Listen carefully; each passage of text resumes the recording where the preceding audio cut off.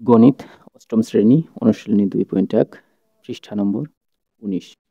11 নম্বর যে প্রশ্নটা আছে অঙ্কটা হচ্ছে বার্ষিক শতকরা 6 টাকা মুনাফায় 500 টাকার 4 বছরে মুনাফা যত হয় বার্ষিক শতকরা 5 টাকা মুনাফায় কত টাকার 2 বছর 6 মাসে মুনাফা তত হবে।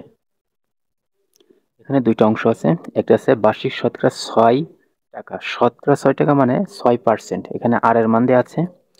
মুনাফা 500 টাকার এটা হলো আসল। 500 টাকার 4 বছরের মুনাফা যত হয়, বছর অর্থাৎ এন সময়ের মান আছে 4, মুনাফা যত হয় তার মানে মুনাফা বের করতে হবে। এই মুনাফা বের করার পরে দ্বিতীয় অংশটা করতে হবে যে বার্ষিক শতকরা 5 টাকা মুনাফায় কত টাকার 2 বছরের 6 মাস, 2 বছর 6 মাসে মুনাফা তত হবে। অর্থাৎ দ্বিতীয় অংশ আছে বের করতে হবে কত টাকার, তার মানে আসলটা বের করতে হবে। তাহলে প্রথম অংশটা বের করি, মুনাফা যত হয় তাহলে মুনাফা আয় অর্থাৎ আয়ের মানটা বের করতে হবে প্রথম।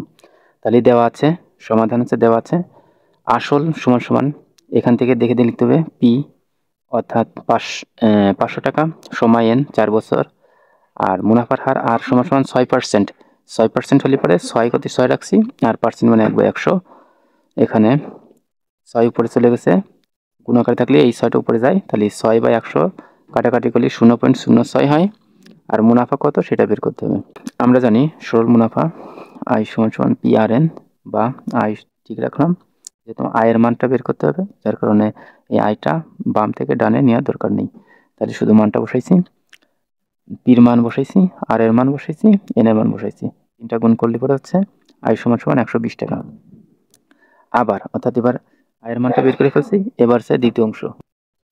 দ্বিতীয় অংশে বলছে বার্ষিক শতকরা 5 টাকা মুনাফায় কত টাকা তার মানে আসলটা বের করতে বলছে। পির মান 2 বছর 6 মাস, এখানে এই বছরটারে 2 বছর দিচ্ছে 6 মাস, অর্থাৎ 2.5 হবে, অর্থাৎ 2.5 বছর মুনাফা তত হবে।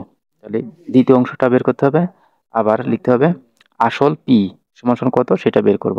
সময় এন দেওয়া আছে, এন সমান সমান 2 বছর, এন মানে সময় 2 বছর 6 মাস আছে, মাসকে বছরে বের করতে গেলে পরে 12 দ্বারা ভাগ করতে হবে। তাহলে এই দুটা 2 করতে 2 প্লাস করতে প্লাস 12 দ্বারা 6 এর ভাগ করলে পড়ছে 0.5, যার কারণে 2.5 বছর হচ্ছে 2.5।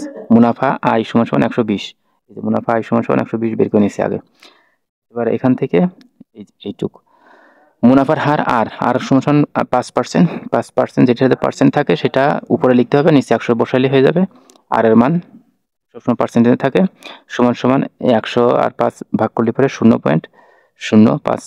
সরল মুনাফা আয় সমান সমান PRN, আমরা যেহেতু বের করবো ছিল পির মান অর্থাৎ আসল কত, এখানে বলছে কত টাকা মানে আসল। তাহলে যেহেতু পির মান বের করবো তাহলে পি এই পাশে আছে, এই পাশে আনতে হবে, আর আইটা এই পাশে নিতে হবে।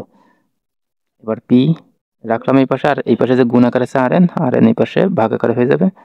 এবার মান বসাইছি, পি সমান সমান পি ঠিক রাখছি, আর আয়ের মান হচ্ছে 120, আর এর মান হচ্ছে 0.505 গুণ এন এর মান হচ্ছে 2.5 বছর 2.5 বা পি, অর্থাৎ এই দুটা নিচে দুটা গুণ করছি আর উপরেরটা ঠিক রাখছি, এই দুটা কাটাকাটি করলে পরে হচ্ছে পি সমান সমান হচ্ছে 960 টাকা।